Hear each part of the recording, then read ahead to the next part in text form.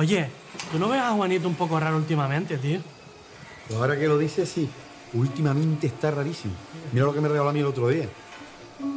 Tápate la boca, que te va a dar un aire. ¿Y quién dijo que el tipo más duro del taller no podía apuntarse a clases de ganchillo? Te guste lo que te guste, encuéntralo en Seseo, la app de compras en Canarias. Sin esperas, sin sorpresas y solo en Canarias. SAT y DAFE, más de 20 años exportando aguacates palmeros al mercado nacional y al mercado exterior, en especial a Francia y Suiza. SAC y DAFE, cuidamos del productor y de su fruta. SAC y DAFE, en la calle Las Rosas número 33 de Los Llanos de Aridane, La Palma. En Laboratorios Econatur trabajamos e investigamos para incrementar las rentabilidades de las cosechas de nuestros clientes canarios. Fabricamos los fertilizantes más rentables a los mejores precios. Econatur, soluciones innovadoras para la agricultura canaria.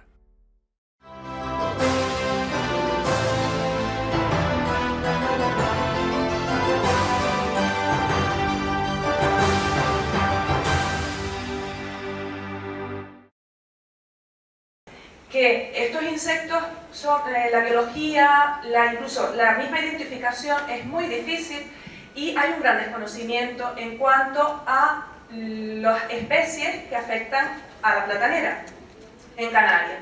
De hecho, no hay referencias recientes ni estudios concretos de biología para nuestras islas, etc. Por eso... Bueno, pues seguimos con más investigadores que están participando en estas jornadas del plátano, unas jornadas técnicas del plátano. Hoy es viernes y la primera charla fue sobre un poco la gestión de los TRIC y se encuentra con nosotros la doctora Estrella Hernández. Vamos a saludar a Estrella, buenos días. Hola, buenos días. Encantada. Bueno, lo primero de todo, ¿qué son los TRIC? Pues los TRIP son unos insectos muy chiquitos, estamos hablando de menos de 1 milímetro, pero que causan un daño muy importante en platanera porque afectan a la fruta y lamentablemente en los últimos años cada vez es más común el daño por TRIP y lo que estamos viendo es por qué razón, que puede estar implicado en que ahora tengamos estos problemas. Dentro de los ensayos que nos presentaste, bueno, tenías 3 puntos importantes. Por un lado, lo primero era, querías conocer un punto, cuál es el estadio de desarrollo de los TRIC en el cual se podía afectar más, bueno, pues con todos los productos que se le puede poner. Otra parte importante también querías conocer cuál era el color de las trampas adecuado. Y bueno, y por último, bueno, un poco pues trabajabas desarrollando todo eso a ver si se podía conseguir, conseguir un producto, conseguir una manera de actuar que se pudiera, bueno, pues conseguir resultados positivos, ¿no? Un poco explícanos todo eso. Vale, pues te comento, nuestro trabajo es muy práctico. Nosotros buscamos el control, pero el control sostenible. Hacemos gestión integrada de plagas, con lo cual nosotros buscamos todos los aspectos que podamos desarrollar antes de tener que hacer una intervención con un producto químico, ¿de acuerdo? Por eso trabajamos herramientas mecánicas, como puede ser la utilización de placas engomadas y lo que veíamos en los ensayos, a qué altura las coloco, de qué color las coloco, ¿de acuerdo? Para mejorar ese monitoreo y ese control de los TRIP. También, ¿qué otro tipo de productos sostenibles, es decir, con bajo impacto medioambiental, con bajo impacto para los enemigos naturales, con bajo riesgo para las personas, tanto aplicadoras como consumidoras de esos plátanos? ¿Qué tipo de extractos podemos utilizar en el control? Tenemos herramientas de control biológico, es decir, de organismos que consumen TRIP. Y bueno, pues un poco eso es lo que hemos presentado, que sí que hay herramientas, no están del todo definidas. Tenemos que conocer mejor la biología y la identidad de los TRIP que están afectando a platanera, que son grandes desconocidos. Este tema no se había abordado desde hace muchísimos años, ni siquiera teníamos clara cuántas especies estaban afectando a los plátanos en Canarias. Hemos descubierto más de las que se pensaban. Y un poco pues lo que presento son el momento actual de ese trabajo, pues que tenemos que colocar las trampas a una altura de la bellota, pero el color todavía no está del todo definido. El azul, que era el que se consideraba y el que se está usando ahora, no es el más adecuado. Estamos valorando qué otros colores. Tenemos ensayos con extractos a bases de ajos y pimientas que todavía no tenemos resultados que podamos presentar. Pues sabes que todo hay que repetirlo varias veces en varias condiciones para poder dar una orientación al agricultor que sea realmente basada en una experiencia amplia. Y bueno, que la biología tampoco la conocíamos y ya sabemos que parte de las especies, son 4 especies, 2 hacen su pupa en el suelo. Eso tiene implicaciones en el control porque significa que una parte de la población se escapa cuando haces tratamientos solo a la piña. Luego hay que buscar alternativas para gestionar esos TRIP en el suelo, por ejemplo, y bueno, avanzando en el conocimiento de estas especies que eran grandes desconocidos para nosotros. Hemos trabajado otras plagas, mosca blanca, cochinilla, se han presentado trabajos sobre picudo, pero los TRIP no los habíamos abordado hasta ahora. De las especies que nos hablabas, había unas especies que actuaban más concretamente en la platanera, otros eran triflorales, que posiblemente actúan en otros niveles, pero sí que hacías hincapié también, y lo has comentado perfectamente bien, el uso de todo tipo de productos, es decir, naturales y de control mecánico. Pero aparte de eso hay unas plantas reservorias que hablabas que eran muy interesantes, porque es el primer estadio de control, ¿no? Sí, siempre la prevención. Hay que prevenir antes que curar, antes que intervenir. Ese es el objetivo de la gestión integrada de plagas, ¿de acuerdo? Es no tener que intervenir. Los fitosaidos depredadores son un arma interesante para el control de TRIP, pero no podemos hacer control biológico de plagas, es decir, no podemos estar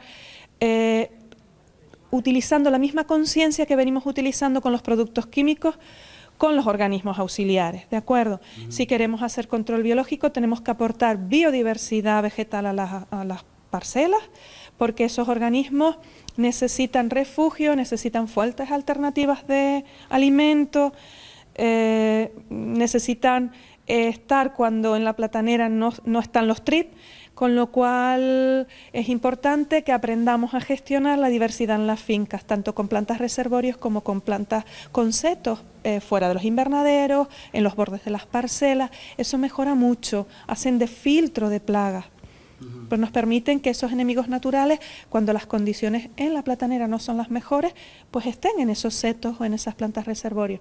En concreto, como los organismos más interesantes para el control de TRIP en la fruta del plátano, que es el verdadero problema, son los fitoseidos, pues lo que yo mencionaba eran plantas reservorios de fitoseidos, ¿de acuerdo? Romero y alguna cosa más, ¿no? Todo lo que son aromáticas son muy interesantes, y luego setos como los lentiscos, pistáceas, adelfas, etcétera. Hay muchas plantas. Bueno, otra cosa interesante también, y ya es una pregunta que como platanero me interesa mucho. Ustedes habéis tenido tiempo, porque yo sé que es una investigación, tiene muchos pasos, de conocer un poco condiciones agroclimáticas, sobre todo y donde la meteorología haya influido, porque hay zonas determinadas de la finca donde por su humedad, por su poca luz, se desarrollan más o menos. Eso es un dato que nos interesa a los agricultores. Sí, efectivamente. En el caso concreto de los TRIP, están asociados a temperaturas moderadas, pero alta humedad.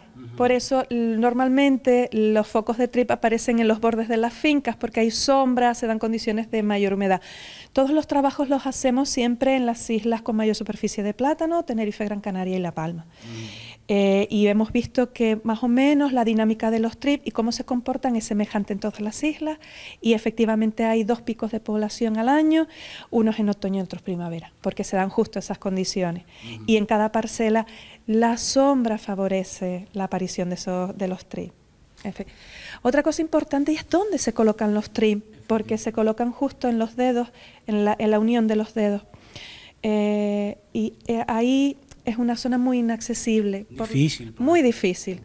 Los estadios más sensibles están ahí protegidos, con lo cual una aplicación de un químico, no, aunque sea efectivo el químico, no llega. Es una cuestión, por eso hacía hincapié, de que la posición en la que se refugian, ahí las aplicaciones son muy complicadas, ahí no están llegando, por eso necesitamos otras herramientas.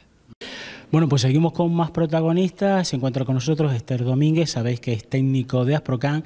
Ella, conjuntamente con Raimundo Cabrera, dio una charla sobre las trampas de feromonas para el control del picudo negro de la platanera. Vamos a saludar. Esther, buenos días. Buenas, Lucio. Bueno, la presentación de esa nueva trampa, un trabajo importantísimo, una trampa muy adecuada, que hemos visto en algunas ocasiones incluso en campo, que es muy modular, es decir, se adapta muy bien a los terrenos y hace que un poco, pues después de los estudios que se han realizado, el nivel de captura sea importante, ¿no? Sí, bueno, esta nueva trampa realmente yo creo que nos da como un poquito de ilusión porque muchas veces hacemos ensayos, estudios, años de investigación y no llegamos a nada tangible, a nada práctico que poner en campo. Y yo creo que es como el cierre a un proyecto de decir, bueno, hemos estado estudiando muchos años el picudo, hemos visto un sistema que funciona, que es el trampeo, pero hay cosas que se pueden mejorar. Y con el diseño de esta nueva trampa, yo creo que damos este pasito adelante en el que las dificultades a lo mejor que presentaba la trampa tradicional, que por supuesto sigue siendo perfectamente válida, pues pueden ser solventadas y tiene pues al final un manejo más sencillo que muchas veces a la hora de ensayar y de trabajar, digamos a pie de campo ya no se valora la mano de obra.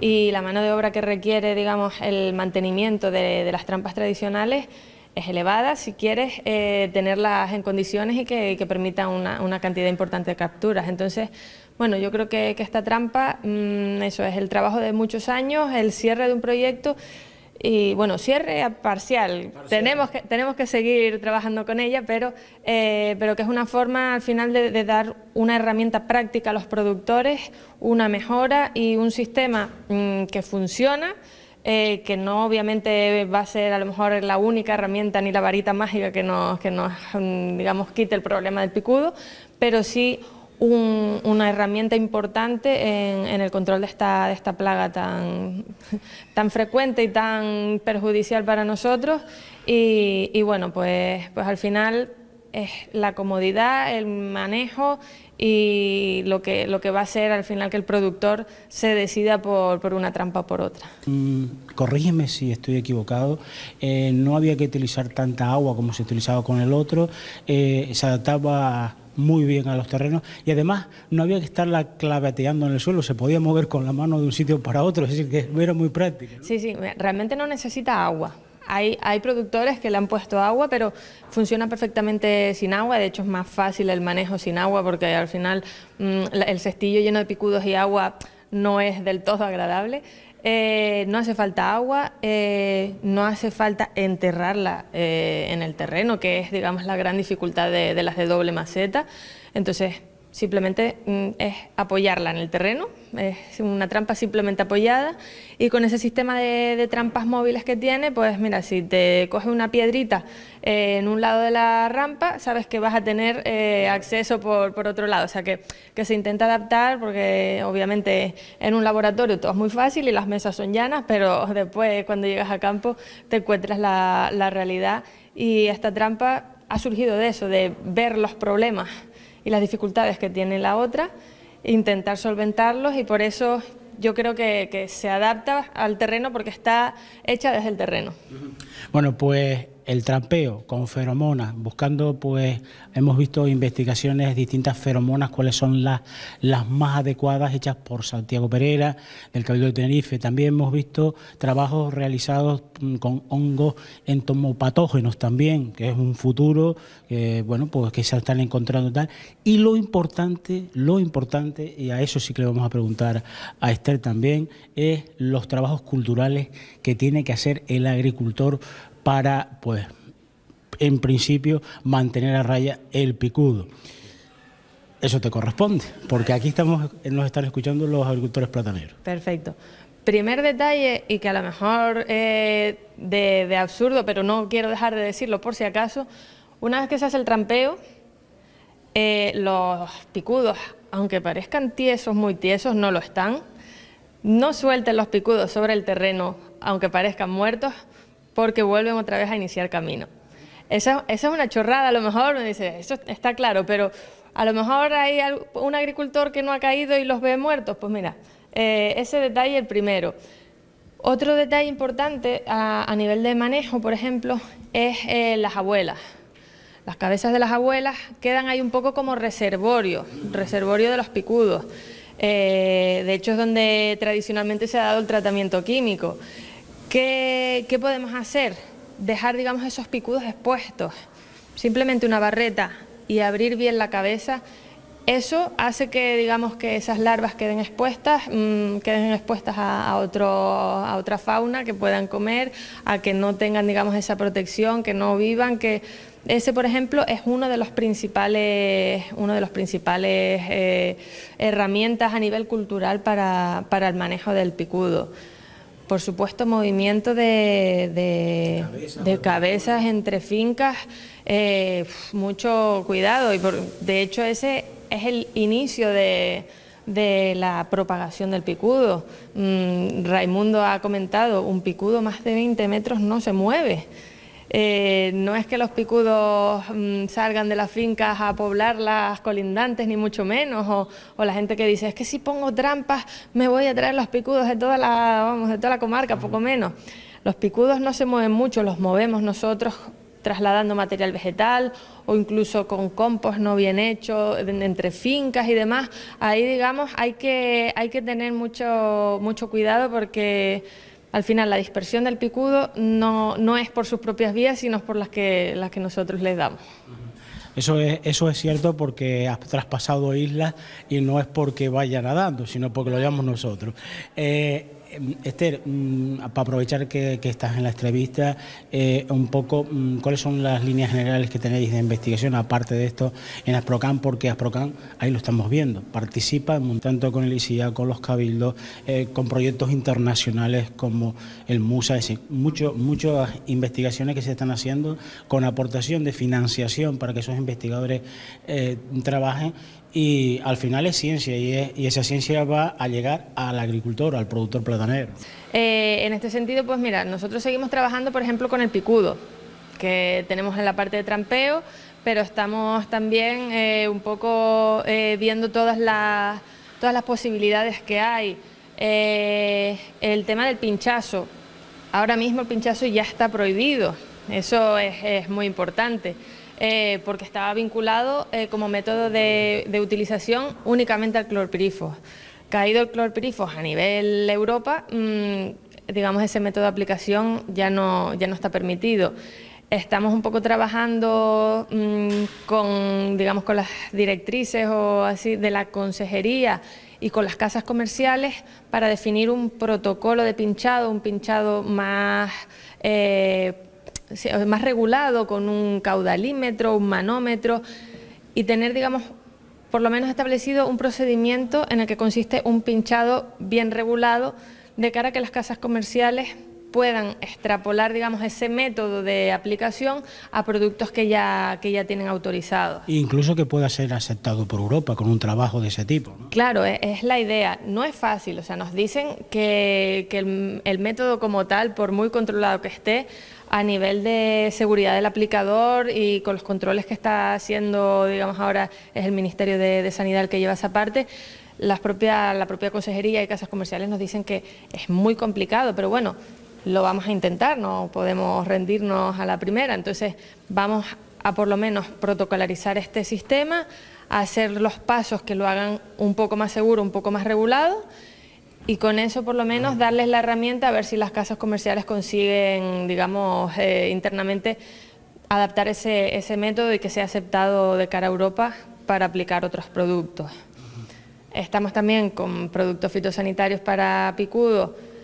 Vamos a iniciar ahora ensayos un poco con otra vía de aplicación. Aquí en La Palma prácticamente todo riego por goteo, y no es fácil porque todos, digamos, los productos de la línea de nematicidas que podrían vincularse al picudo son de aplicación por riego por goteo, y entonces se va a buscar alternativas de aplicación más tipo pulverización y demás para poder tener esa, aunque siempre buscamos la vía sostenible, pero hay casos en los que pues un fitosanitario puede ser bien usado y puede ser perfectamente válido, es como un antibiótico, o sea, no lo uses salvo caso de necesidad. Puntuales. Por supuesto. Más plagas, más, pues empezamos ahora, ya digamos iniciamos la fase de campo, de toma de muestras y demás, con un proyecto de la huella química del origen del plátano. Es una cosa, digamos, bastante nueva y es un poco la realización de análisis de composición, pero a nivel de metabolitos, o sea, no composición macronutrientes, sino a nivel de detalles muy insignificantes del plátano que están vinculados al medio ambiente y al origen en el que se producen. Es la forma de tener, digamos, una especie de radiografía del plátano vinculada al origen en Canarias. ¿En qué práctico tiene esto? ¿Qué funcionalidad? Evitar fraude. O sea, de cara a mercado, un plátano y una banana, que se puede hacer un análisis, o sea, de concentraciones, digamos, científico, es con tecnología forense, nos dicen, a esos niveles, para decir efectivamente esto es un plátano de Canarias o no. Entonces, ya hicimos, digamos, la toma de muestras aquí en más de 80 fincas en todas las condiciones de Canarias, se tomó también en distribuidores y en puntos de venta, y ahora estamos pendientes un poco de los análisis.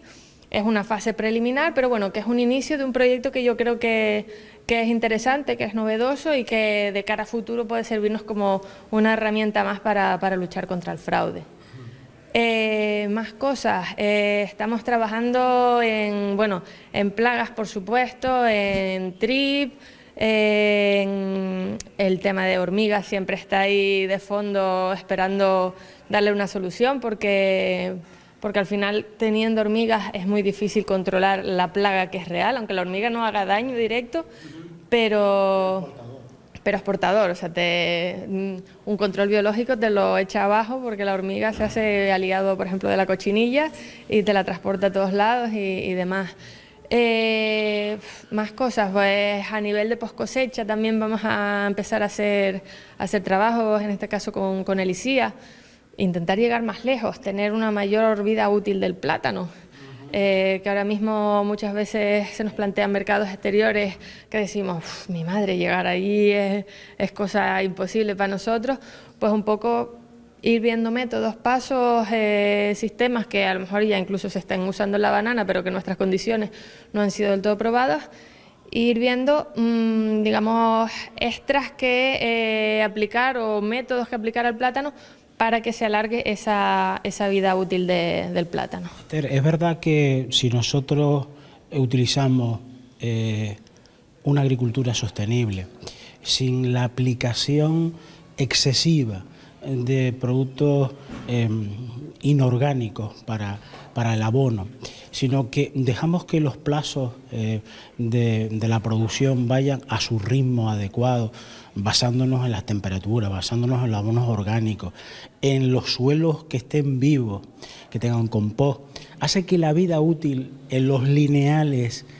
del plátano sea mayor, porque lo hemos comprobado estar en algunas ocasiones, que sabemos que hay fincas que son muy ecológicas, que llevan, y a veces incluso ecológicas, pero que sí practican una agricultura responsable, sostenible, y hemos visto después en los lineales que se mantiene, quizás porque no se precipita al tener pues esos aportes inorgánicos que hacen que aceleren el proceso de maduración, ¿no?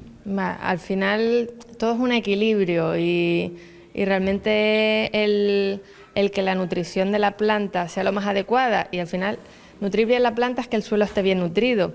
El abono tradicional es aplicar directamente lo que necesita la planta, no lo que necesita el suelo. Entonces es un poco ese cambio de concepto, esa equilibrio, digamos, de la planta, de nutrición, de la fauna incluso, todo, por supuesto, contribuye a, digamos, a la salud y de la salud a la vida útil del plátano.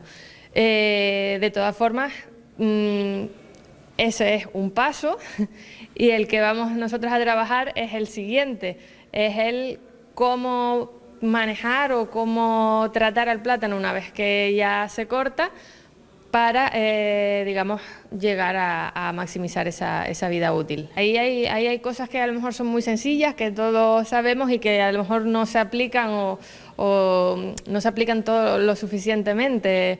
Es verdad que hay veces que vas a los empaquetados, no le puedes pedir que cambie el agua todos los días, porque económicamente tampoco te sale, pero hay veces que realmente tú ves que cogen una mano, cortan, y un corte recién hecho, y lo meten en un agua que prácticamente es chocolate. O sea, ahí estamos nosotros siendo nuevamente los portadores, o sea, estamos inoculando ese plátano en bacterias, hongos y demás, que son los que luego derivan en esa pudrición. Por ahí también intentaremos hacer una especie de manual o guía de cosas sencillas, que no es nada nuevo, pero un poco de recordatorio de buenas prácticas en el empaquetado y en el manejo de los plátanos, también para conseguir, digamos, mejores resultados, porque a veces son cosas sencillas, o simplemente, por ejemplo, las manos cuando pasan por la cascada, por la pulverización del post cosecha, del fungicida post cosecha, cómo estén ubicadas las manos también te influyen. O sea, si lo pulverizas y tú pones las manos con la corona hacia abajo, no llega. Son cosas simples que no hace falta volverse muy locas, son un poco de sentido común, pero que hay veces que el día a día y la tradición de cómo venimos trabajando no nos hacen pararnos a pensar. Entonces, por ahí también queremos un poco sentar un manual de buenas prácticas, de cosas sencillas que no requieren mayores esfuerzos, pero que al final todo va contribuyendo.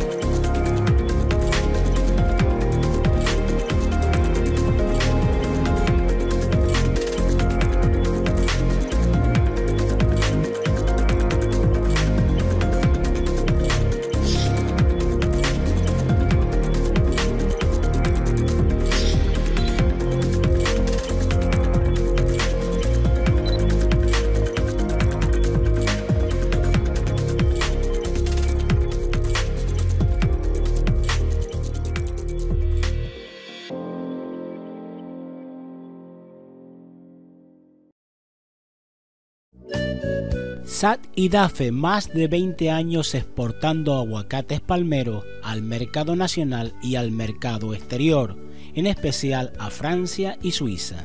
SAT-IDAFE, cuidamos del productor y de su fruta. SAC IDAFE, en la calle Las Rosas número 33 de Los Llanos de Aridane, La Palma. Oye, ¿tú no ves a Juanito un poco raro últimamente, tío? Pues ahora que lo dices, sí. Últimamente está rarísimo. Mira lo que me regaló a mí el otro día. Tápate la boca, que te va a dar un aire. ¿Y quién dijo que el tipo más duro del taller no podía apuntarse a clases de ganchillo? Te guste lo que te guste, encuéntralo en Seseo, la app de compras en Canarias. Sin esperas, sin sorpresas y solo en Canarias.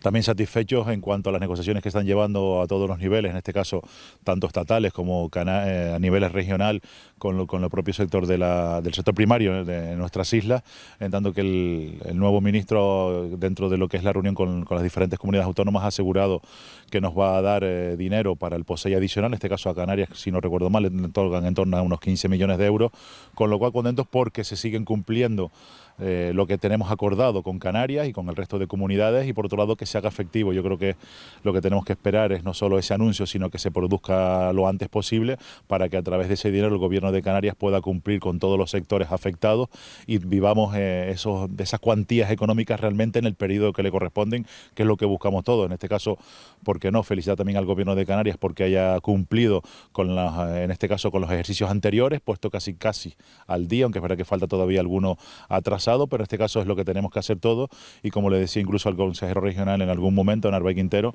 de que intentemos que en el futuro esta situación no se vuelva a dar y que los dineros siempre aparezcan para cada ejercicio, y así los afectados, tanto agricultores como ganaderos, incluso pescadores, pues no se vean afectados por ello y puedan tener el dinero cada convocatoria correspondiente.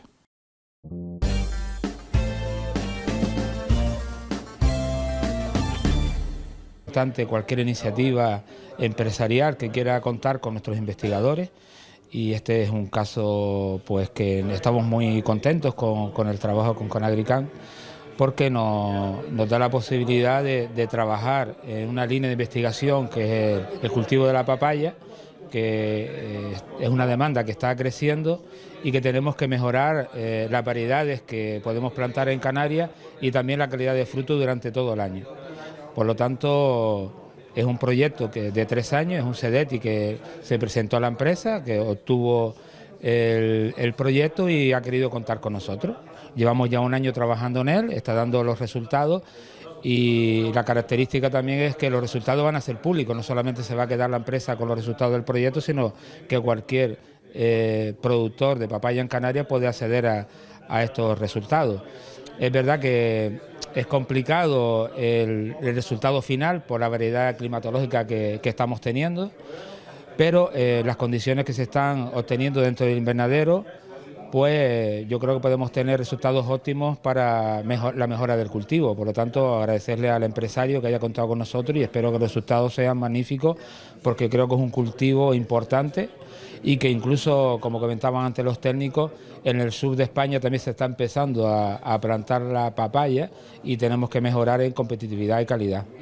Pero Licía, aparte de eso, está trabajando en varios subtropicales, está en aguacate, han hecho investigaciones, mango, en parchita. Sí, yo creo que Canarias se caracteriza por ser un clima subtropical, y tenemos la posibilidad de trabajar diferentes cultivos tropicales que están teniendo una demanda importante en Europa. Todos hemos visto el salto que ha tenido este año el aguacate, y estamos trabajando en una línea de investigación también para mejorar la calidad del aguacate y saber también su punto exacto de recolección para mandarlo al mercado.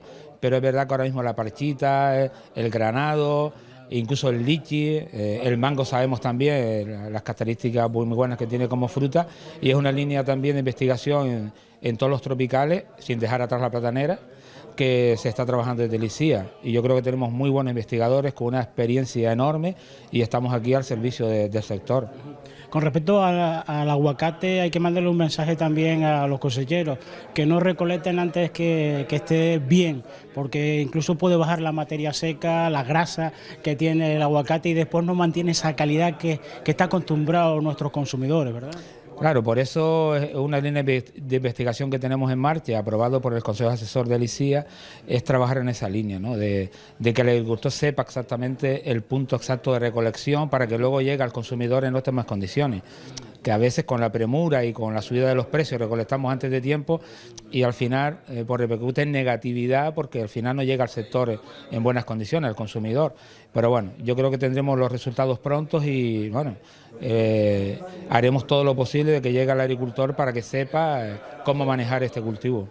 El Instituto Canario de Investigaciones Agrarias es un gran desconocido entre la sociedad canaria, no así entre los agricultores que saben que ha trabajado por ellos durante mucho tiempo, pero ahora ha dado un paso más, aparte de las investigaciones que se realizaban antes, bueno, pues quizás a veces iban investigaciones que hacían propiamente los investigadores, pero ahora está orientado a la producción, a las necesidades de los agricultores canarios. Sí, yo creo que hemos dado un salto enorme en pocos años en visualizar el trabajo que tiene el ICIA, que es una experiencia enorme, no solamente en nuevos cultivos, sino también en control de plagas y enfermedades y en el manejo del suelo, el manejo de riego.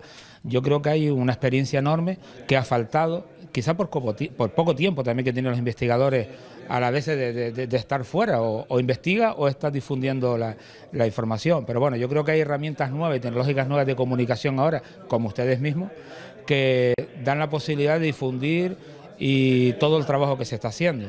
Es verdad que en épocas de crisis también el instituto se vio afectado, hay una disminución enorme de investigadores, es verdad que el consejero y el presidente del gobierno pues han apostado por potenciar el ICIA y estamos ahí pues convocando nuevas plazas y yo creo que va a dar un salto importante en estos años que llevamos y espero que antes de terminar este mandato pues se quede el ICIA en unas condiciones óptimas para ver un futuro pues mejor como han tenido en los últimos años.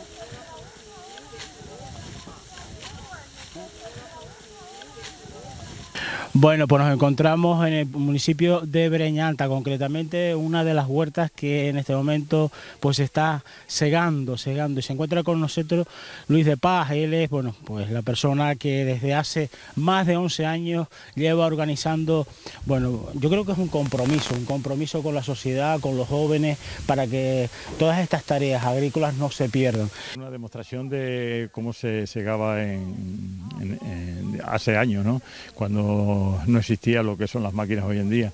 Entonces, pues un poco para que los jóvenes vean cómo se utilizaba por la hoz, cómo se segaba el trigo, cómo se mollaba, es decir, intentamos pues demostrar esa parte, ¿no? Y que los jóvenes lo vean y los mayores pues también se deleiten un poco en explicarle a los jóvenes cómo se hacía eso en ese tiempo. A veces comienzan labrando, plantando, después siguen todo el proceso normal hasta la trilla. Este año pues un poco se va poniendo el hincapié en una de las tareas determinadas siempre, ¿no? No, bueno, también sembramos en enero, sembramos el grano, no en esta huerta, en otras huertas, pero sí, hicimos la labrada de siembra y después hacemos la siega y la trilla. Son los tres más importantes de lo que es el proyecto de la tierra a la mesa. Entonces, pues ahora ha tocado ya en el verano, aunque este año ha hecho mucho, digamos, el tiempo ha estado húmedo y todavía el trigo está verdoso, es decir, ya ahora tenía que estar seco y está verdoso. Pues entonces pues intentamos pues a demostrar y hacer ese evento que todos los años o en 11 años hemos intentado hacer.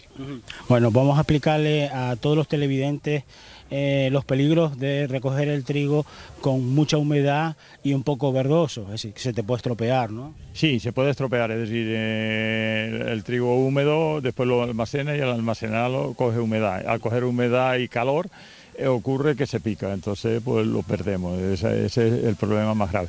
Pero bueno, lo que haremos es que cuando lo cosechemos, aunque esté ahora verdoso para poder hacer el evento, pues después lo pondremos al sol para poder que se seque y tenga aproximadamente entre 10 y 12 grados, digo, 12 de humedad.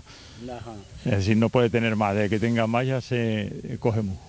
Y hasta después para llevarlo a la era tiene que estar bastante seco, ¿no? Sí, tiene que estar bastante seco. Por eso buscamos unos sitios que aunque no eran buenos para hacer el evento de la siega, pues ya tenemos un poco en la era preparado de sitios donde estaba más seco. Entonces ahora lo llevamos a la era y un poquito para hacer la demostración en la pequeña romería que hacemos desde aquí hasta la era. Y allí ya tenemos el trigo que más o menos está seco. Este año hemos tenido un mes y pico que no hemos tenido gofio porque no teníamos cereal para poder hacerlo, entonces pues hemos parado y ahora cuando trillemos pues ya volvemos a tener el gofio taber con granos hasta aquí, es decir, nunca mezclamos ni hacemos nada, sino todos son granos cultivados aquí en la isla de La Palma. Eso es lo que se llama producto local, pero local. 100%. Es decir, 100% local y digamos también casi de kilómetro cero, como se dice hoy en día. Sí, porque de aquí a donde lo vas a hacer y de ahí no hay un kilómetro. Al tostador, que tampoco hay un kilómetro, y de ahí al molino, que tampoco hay un kilómetro. Muy bien. Entonces, bueno, otra cosa muy importante. Antes en la presentación, Luis, decíamos que esto era también hecho para las nuevas generaciones y para que la etnografía, las tradiciones no se pierdan. ¿Cómo llega esto? Porque incluso vais a dar charlas, sobre todo para llevarlos a los escolares, ¿no? Esto lo ha llevado siempre dicen que es buenísimo el REA, pero el problema ha sido el REA, ¿no? Es decir, entran los granos a 30 céntimos aquí en la isla de Palma y lo que hemos hecho es que nosotros no podemos, digamos, competir con el trigo que viene de fuera. Ese viene a 30 céntimos, una cosa así, y nosotros nos cuesta €1 producir el coste de producción de 1 kilo de trigo aquí. Es decir, que son casi 3 o casi 4 veces más que el que viene de fuera, porque viene subvencionado. Y yo sé también que el gofio se pondría imposible de comer si no viniera subvencionado, pero también incentivaría, que es lo que debería ser el POSEI, contra que nosotros pudiéramos producir más, es decir, cada vez que fuéramos produciendo, y deberíamos tener esa ayuda, yo creo, de diferencia entre el que viene de fuera y el coste de producción nuestro, pues que alguien nos ayudara para poder seguir plantando y que el agricultor no pierda dinero, digamos. Bueno, pero aparte de todo eso que hemos hablado, hay otra componente que yo creo que es muy importante y que Europa valora mucho, y es que las tierras de labor nunca pierdan su valor agrícola. Incluso está reconocido ahora por la ley del suelo, que el valor agrícola es importante. Y para que tenga ese valor agrícola hay que plantarla, hay que labrarla, hay que tenerla en producción, no se puede dejar perder. Y una manera de aprovechar todos estos terrenos que en medianías y en otras zonas siempre han sido de cereal, pues es plantando cereal, porque si no, ¿qué vamos a plantar? No, aquí se han hecho otras pruebas y lo que principal se puede dar es el cereal. Es decir, otras producciones sí, están haciendo huertos de aguacate, estamos haciendo frutales, están haciendo algunas otras siembras, pero el principal era el cereal. Entonces, y además es un cultivo el cual mejora la tierra. Lo están haciendo en Ico Alto, por ejemplo, en Tenerife, para poder contra las enfermedades de la papa, ¿no? Siembran una cosecha de papa, siembran una cosecha de cereal. Es decir, lo van cambiando. Aquí también tenemos problemas con las papas, pero los agricultores no han hecho como en Ico y en otras zonas de Tenerife, donde han variado las dos producciones, y entonces la tierra mejora, es decir, esa enfermedad de la papa mejora y el cereal también mejora al moverle la tierra un año anterior y descansar. Es decir, es lo que debíamos hacer aquí, pero de momento los agricultores y ganaderos palmeros pues no hemos querido hacerlo. Lo hacemos un par de ellos, pero no más. Si tuvieran ahora las huertas, digamos, de lo que es la medianía en producción y se segaran, también para los próximos incendios que pudiera haber ahora también están limpios, ¿no?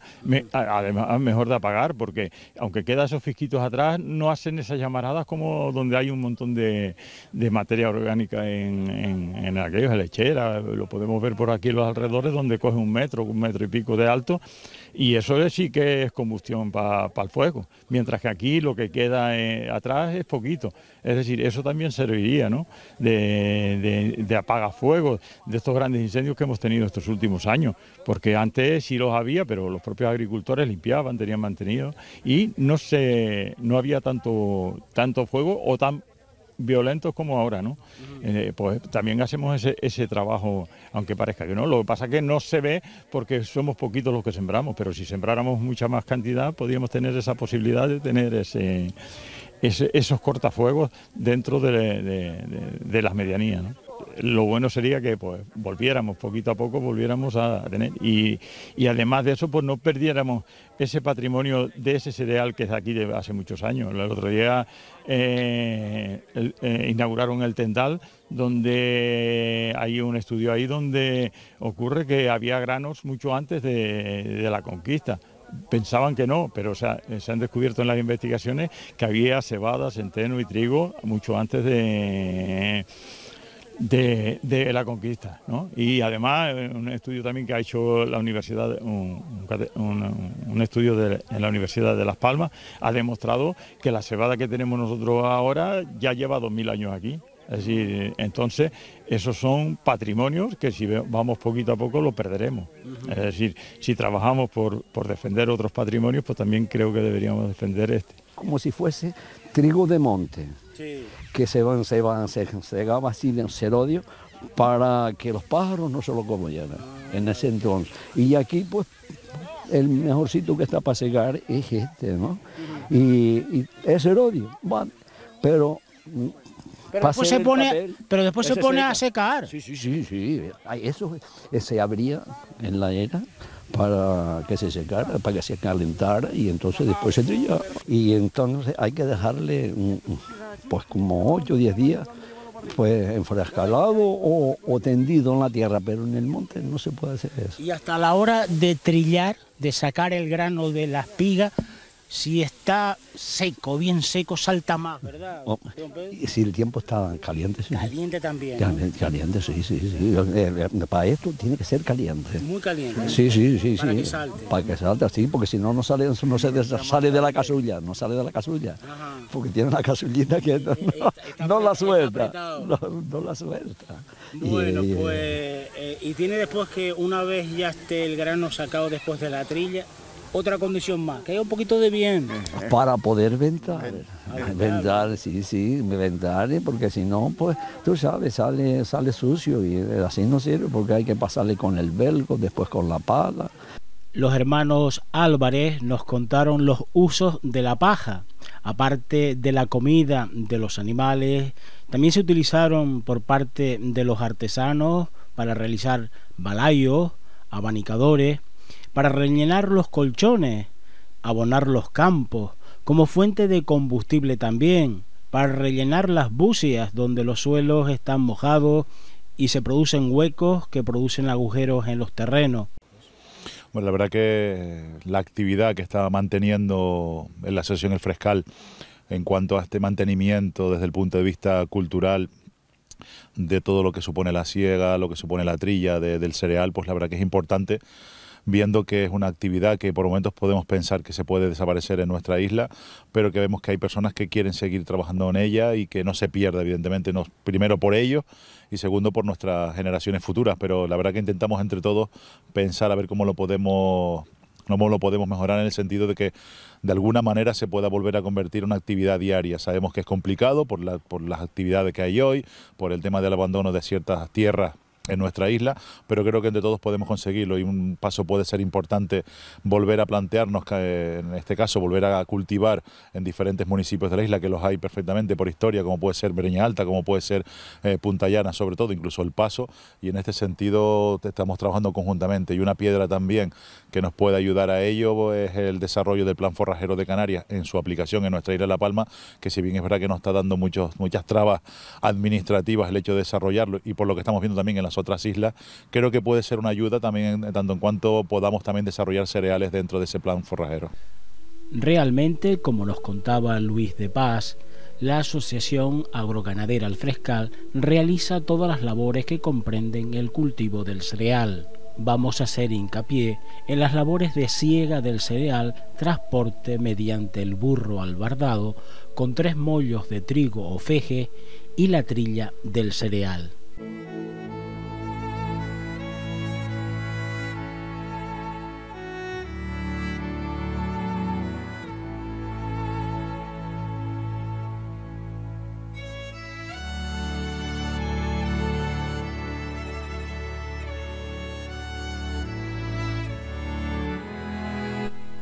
La trilla se produce en la era para retirar el grano de la paja, usando el trillo o plancha de madera que en la parte inferior tenía incrustado piedras cortantes que se arrastraban por una yunta de ganado vacuno sobre la parva.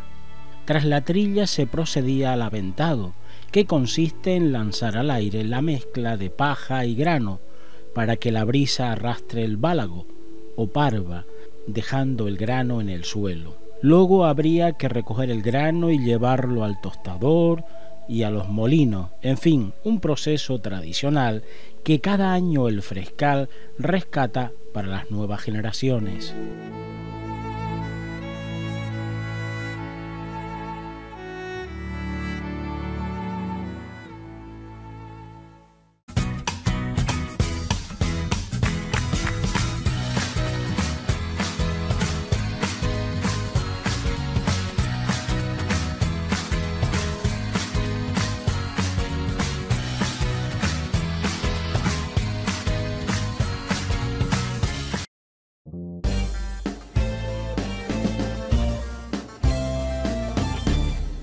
Bueno, pues continuamos con estas jornadas técnicas de Plátano de Canarias. Hoy es día sábado y es el turno, en este caso, de Asprocan, que como ustedes saben, bueno, pues lleva toda la parte de comunicación, toda la parte de gestión, y vamos a ver diferentes partes de ese trabajo importante que realiza Asprocan para Plátano de Canarias, para todos los productores plataneros de Canarias. El primero de nuestros participantes en estas entrevistas va a ser Sergio Cáceres, sabéis que es el gerente de Asprocan, y él habló de comunicación y publicidad de Plátano de Canarias. Vamos a saludar. Buenos días, Sergio. Hola, buenos días, Lucio. Buenos días a todos. De dar respuesta, o de por lo menos tratar de abrir algunos argumentos, algunas reflexiones al respecto de por qué comunicamos Plátano de Canarias, por qué debemos seguir haciéndolo, cuál es la situación de la comunicación, qué resultados hemos tenido y qué retos también tenemos y posibles soluciones. A partir de ahí, bueno, pues hemos tratado de, dentro del tiempo que puede dar estas jornadas, que dicho sea de paso, son unas jornadas que a nuestro entender son muy provechosas, que son muy necesarias y que queremos agradecer también al Cabildo el que haya contado con Asprocan, pues una aportación de información a los productores, porque al fin y al cabo son ellos los que sostienen y los que invierten en esta comunicación de Plátano de Canarias. ¿Por qué es importante la publicidad y sobre todo la comunicación continuada que se hace en el mercado de Plátano de Canarias? Y cuando llegue al punto de venta o al momento de elección, decida que si quiere plátanos, los quiere de Canarias, y si no, no quiere plátano. A partir de ahí ese es digamos como la cumbre, pero es una cumbre que se vuelve a escalar una y otra vez porque llegan nuevas generaciones, llegan nuevos consumidores y también la competencia quiere lo mismo que nosotros. ¿Cómo se consigue la notoriedad? La notoriedad inicialmente, afortunadamente, Plátano de Canarias ha hecho un esfuerzo durante décadas de comunicación continua y constante, como tú también decías, que le ha llevado a un punto en el que forma parte de la marca España o forma parte del sentir colectivo de todos los españoles, ¿no? Lo decía en el vídeo, es español, es nuestro. Sí, es el sabor de lo nuestro. Plátano de Canarias es el sabor. También han identificado el sabor como la pieza fundamental, es una característica que nos diferencia claramente de nuestro competidor directo y también es nuestro. Y ese sabor de lo nuestro ha ido calando año tras año durante décadas, de manera que hoy pues se mantiene. Pero la notoriedad y que te conozcan no es suficiente, porque al final tú puedes conocer algo y no quererlo, puedes conocer algo y no saber realmente qué significa. También saben lo que significamos, también saben y nos asocian, hemos visto los motivos de compra, los motivos que asocian a Plátano de Canarias: calidad, confianza, garantía, tradición, recomendación, identificación. valores muy positivos que son los motivos por el que nos eligen y que se alimentan a partir de una comunicación continua. Y una vez que llegamos a que nos reconozcan, también a que nos prefieran y que se fidelicen con nosotros. Hemos visto datos respecto a ese nivel de preferencia, de que llega a superar el 80% de los compradores, y sobre la fidelidad, en el que 1 de cada 4 hogares, a lo largo del año pasado, por ejemplo, solo compró plátano de Canarias, no renunciando a comprar bananas si no había o no estaba disponible. A partir de ahí, bueno, pues hemos alcanzado, digamos, ese punto, pero es un punto que como hay que alimentarlo y cultivarlo cada día, porque como te decía, la competencia también quiere lo mismo y nosotros tenemos que optimizar cada vez más nuestros resultados. Bueno, pues optimizando los resultados, a mí me resulta sorprendente como marcas tan reconocidas como Lácteos, Danone o refrescos como Coca-Cola y muchísimas marcas la inversión que hacen en publicidad con respecto a Plátano de Canarias, que hace pues muy poco, porque tampoco tenemos más dinero, sí. Pero la verdad, después la trascendencia que tiene. Totalmente. A ver, hemos puesto un poco en contexto las cifras de inversión para que veamos en qué liga estamos jugando. Estamos jugando en una liga en la que nos deben consumir más de 32 millones de personas durante todo el año en todo el mercado español. Y eso es gran consumo, como decía, y gran consumo son grandes marcas de alimentación. Y hemos visto cómo invierten, y en términos relativos respecto de su facturación, cómo invierten esas empresas para hacer comunicación. También nuestras circunstancias son diferentes y tienen un mérito que de hecho son muy especiales, porque ningún otro sector en la agricultura española ha sido capaz de hacer lo que ha hecho el plátano. De manera que hay que poner también en valor esa parte. Quien da todo aquello que tiene, da mucho más, ¿no? Pero tenemos que ser conscientes de dónde estamos y cuáles son los objetivos. Con esa solo nos queda, por tanto, hacer más y mejor con menos en relación a nuestros competidores. Y por el momento es lo que entendemos, hemos mostrado los datos que estamos consiguiendo, pero que no significa que lo vamos a conseguir el año que viene, por eso hay que seguir. Después de hablar de todo esto, de la notoriedad, de la fidelidad, del trabajo, hay que saber también que Plátano de Canarias no se queda ahí, lo audita todo, buscando por resultados, los resultados que se obtienen con estas campañas. Desde hace ya años venimos auditando cada proceso de concurso de agencias de creatividad o de medios con el que trabaja Asprocan. Son las dos patas, digamos, profesionales con las que el Departamento de Comunicación de Asprocan trabaja más directamente. A partir de ahí todos los proveedores, y eso es supervisado por la comisión de publicidad, que cuenta con representación directa de cada una de las organizaciones de productores. A partir de ahí hay una auditoría también de los resultados. Ya no solo por velar por el buen uso de los fondos, sino también porque tenemos que conocer qué eficacia han tenido o no. Y a partir de ahí sacar lecciones y aprender, porque evidentemente no todo siempre sale bien y tenemos que mejorar año a año. Bueno, pues seguimos con más protagonistas en estas jornadas técnicas del plátano y se encuentra con nosotros nuestro presidente de Asprocan, Domingo Martín. Él, en la charla que presentó, bueno, pues habló del seguimiento de los mercados. Lo que se pretende, sobre todo, es poner sobre la mesa que una de las funciones históricas que tiene la asociación es evitar crisis de mercado, porque realmente Asprocan no comercializa ni un kilo de plátanos ni pone precios a nada, pero la asociación sí trata de evitar que muchos agricultores tengan periodos de crisis muy duras, que haya un nivel mínimo de precios que de alguna manera esté para las peores situaciones, para que de ahí para abajo no se baje. Para eso, desde hace años, se vienen llevando a cabo acciones de control de cantidades que eviten esas crisis, y un poco se va a poner sobre la mesa, o se ha puesto sobre la mesa, que cómo se controlan esas cantidades para que los precios no bajen de unos determinados niveles. Momentos de crisis por incremento de la producción importante han ocurrido en los años pasados. Ahora estamos en momentos de bonanza, donde no llegamos a la cantidad que nos pide el mercado, pero al final a veces no se entiende. Yo creo que falta comunicación, o que la gente quiera entender que este es el único mecanismo, y subrayo mecanismo, que se utiliza por parte de sectores agroalimentarios para mantener los precios, y además reconocido por Europa, ¿no? Está claro, la agricultura no es una ciencia exacta, no es una industria de tornillos que uno fabrica los que quiere, sino que la climatología marca el ritmo. A veces tienes más producciones de las que el mercado te absorbe a un precio determinado, a veces menos, como es el caso de ahora. Y lo que es fundamental es evitar, lo que decía antes, que la gente entre en situaciones de crisis que lo obliguen a abandonar. Por eso hay que tomar medidas preventivas a veces para que eso no ocurra, para que esos niveles de precios mínimos no ocurran nunca. Y esa planificación, o bien con apertura de mercados exteriores para tomar medidas en momentos determinados, la industria, los bancos de alimentos y en última instancia, cuando los otros no han funcionado, la retirada, ha de tomarse como una acción más para evitar esas crisis. Y ya está, son decisiones maduras que se llevan efectuando en el sector desde hace por lo menos 70 años. 70 años. 70 años. Hay que tener en cuenta que es la acción común más antigua del sector. Anteriormente ya la CREP lo hacía, ¿no? Sí, hay que tener en cuenta que la CREP fue constituida en plena guerra civil y ya ese organismo se encargaba de retirar del mercado para evitar que se hundiera demasiado.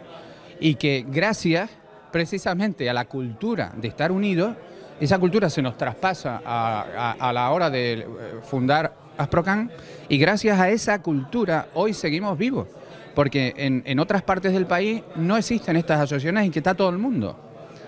Y a nosotros nos ayudó mucho que hubiera una asociación obligada por decreto del gobierno nacional desde los años 30.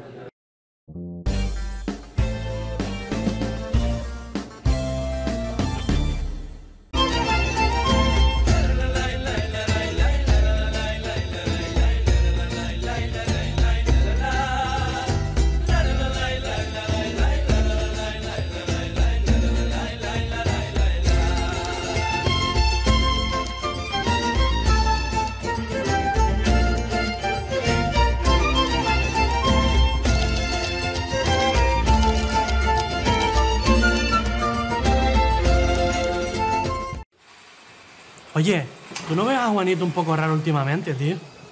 Pues ahora que lo dices, sí. Últimamente está rarísimo. Mira lo que me regaló a mí el otro día. Tápate la boca, que te va a dar un aire. ¿Y quién dijo que el tipo más duro del taller no podía apuntarse a clases de ganchillo? Te guste lo que te guste, encuéntralo en Seseo, la app de compras en Canarias. Sin esperas, sin sorpresas y solo en Canarias. En Laboratorios Econatur trabajamos e investigamos para incrementar las rentabilidades de las cosechas de nuestros clientes canarios. Fabricamos los fertilizantes más rentables a los mejores precios. Econatur, soluciones innovadoras para la agricultura canaria. SAT y DAFE, más de 20 años exportando aguacates palmeros al mercado nacional y al mercado exterior, en especial a Francia y Suiza. SAC y DAFE, cuidamos del productor y de su fruta. SAC y DAFE, en la calle Las Rosas número 33 de Los Llanos de Aridane, La Palma.